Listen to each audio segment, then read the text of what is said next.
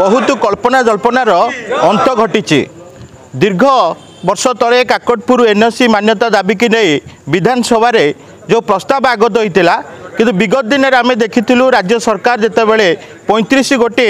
अंचल को एनओसी मान्यता देते किंतु काकटपुर बाद पड़ा। यह काकटपुर अंचल अनेक राजनैतिक हटचमट देखा जाइथिला। यही परिस्थिति रे काकटपुर अंचल काकटपुर माटीर काकटपुर स्वाभिमान मंच करी किछि युवक माने गला 29 तारिख दिन पदयात्रा आरंभ करते नवीन निवास अभिमुखे एवं माननीय मुख्यमंत्री की भेटी अनेक स्तर दे गति करथिले एवं पदयात्रा रे तांकर पूर्णच्छेद पड़ा। माननीय मुख्यमंत्री तांकर दरखास्त मध्य ग्रहण करथिले एवं तांको मध्य कही भी तांको तरफरु मुख्यमंत्री जो नवीन निवास तरफरु तांको आश्वासना मिलता को काकटपुर को भविष्य में एनओसी मान्यता दिज्व ए बाबद आलोचना परिशेष में आज सबू कल्पना जल्पनार अंत घटी। आज माननीय मुख्यमंत्री काकटपुर स्वाभिमान को बचाई रखी काकटपुर को एनओसी मान्यता आज देते जहाँ नहीं से युवक मैंने जो मैंने पदयात्रा अभिमुखे जाते आज काकटपुर मंगला मंदिर परिसर में आज एकत्रित होती सहित किसी सेवायत मैंने रही। आज मुख्यमंत्री उज्जवल भविष्य को कामना करी से आज प्रदीप प्रज्वलन कर आम पाखे से जड़े युवक अच्छा सहित सीधा कथा भाई आपण परिचय देवे। सुब्रत स्वयं काकटपुर कौन कहे जो आप पदयात्रा अभिमुखे बाहरी 29 तारिख पहुँची अनेक प्रकार समस्या दे गति करते पदयात्रा किंतु माननीय मुख्यमंत्री आपन को जो प्रतिश्रुति देते आज रक्षा करछंती जहाँ नहीं आपण मैंने आज एकत्रित होकर उज्जवल भविष्य कामना करछंती मुख्यमंत्री कौन कहे नहीं आज तो आज आम आश्चर्य हो गले सरकार एत शीघ्र आमर काकटपुरवासी स्वाभिमान को सम्मान देवे आम भावी नी कि सरकार एत शीघ्र यहाँ घोषणा करदे कि काकटपुर के एनओसी मान्यता ये जो प्रयास था काकटपुर जो आमर गोटे रखी गोटे जो कहते संज्ञा कह गले ये काकटपुर मिशन बोली गोटे काकटपुर एनओसी मान्यता बोली गोटे जो आम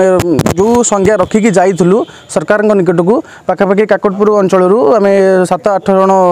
काकटपुर युवक साथी मैंने आम एकत्रित होगी पदयात्रा सहायता आम जा पहुँचलु नवीन निवास कार्यालय सेठी सरकार काकटपुरवासी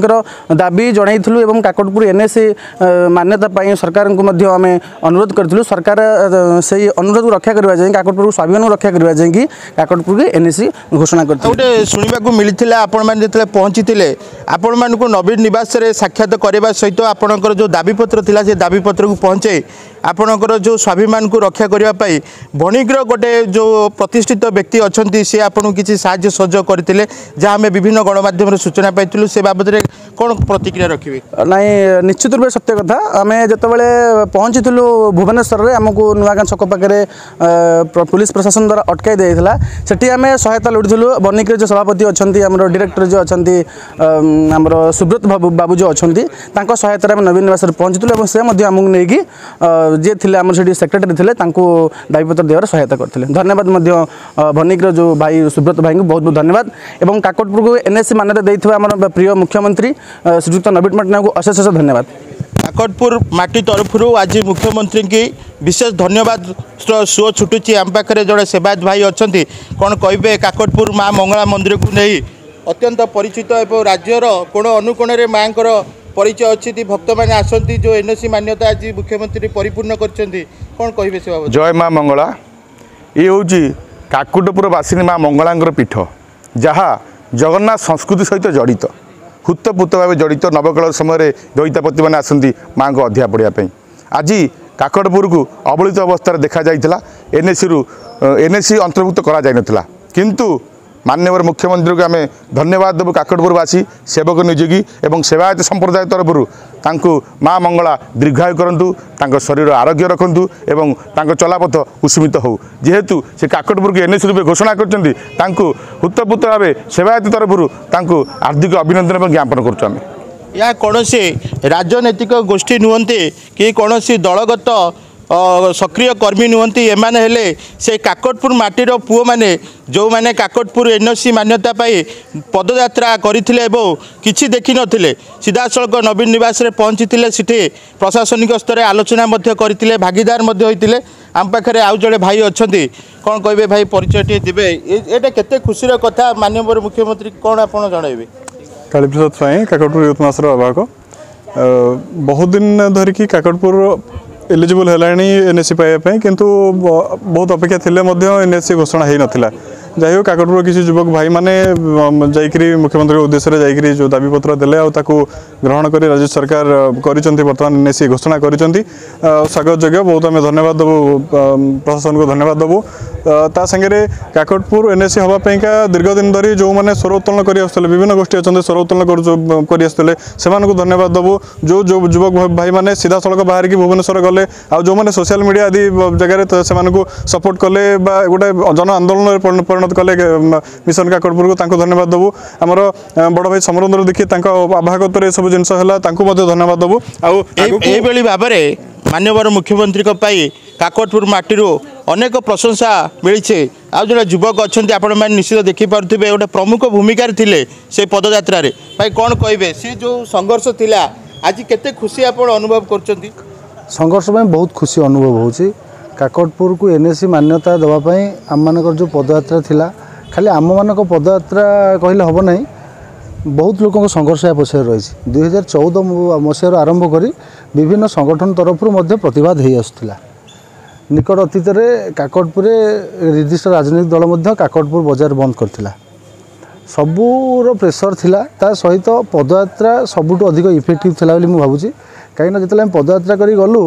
प्रशासन पाखे आगुरी ऑप्शन थिला काकटपुर को एनएससी करने किंतु प्रशासन से जिनस दिगे ध्यान दे नथिले पदयात्रा करुथिबा लोक माने जो संगठन सहित आम अच्छु आम काकटपुर आम स्वाभिमान संगठन मिशन काकटपुर टीम समस्ते अड़ी बसी थिले निज जिद्रे जे आम नवीन निवास जीवु आम दाबीपत्र देवु कहीं काकटपुर अवहेलित होती एनएससी मान्यता पाइनी ता विरुद्ध जो स्वर आम उठेचु से स्वर आमर शेष हम नवीन निवास ता पूर्व नुहे ता आगरे सरकार हार मानी नवीन बाबू कौन आप कहे निश्चय यहीपरि भाव में गोटे सरकार यहीपरि भाव में शासन करवा दरकार शासन सुशासन केतबेले हम आज्ञा जितेबाला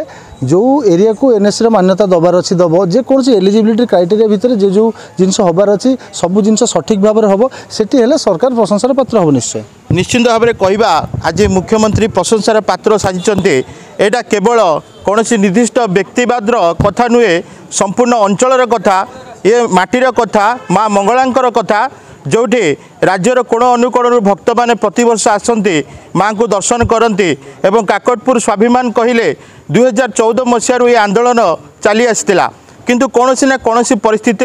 अणदेखार रही जाता किंतु परिशेष ये युवक मानकर जो पदयात्रा जो स्वाभिमान यात्रा थिला जो संघर्षमय कहानी थिला 29 तारीख में मैंने यही माँ मंगला पीठर नवीन निवास अभिमुखे पदयात्रा आरंभ करते परिशेष माननीय मुख्यमंत्री तांकर दाबी ग्रहण कर आलोचना करी आज तांकर काकटपुर को एनएससी मान्यतार घोषणा जहां नहीं माननीय मुख्यमंत्री अनेक प्रशंसा और तांकर उज्जवल भविष्य कामना करी आज सेवायत संघर कि सेवायत माने युवक माने एकत्रित हो माँ मंगला मंदिर में माननीय मुख्यमंत्री भविष्य प्रदीप प्रज्वलन कर काकटपुर आर्य विश्वाल रिपोर्टर्स टुडे।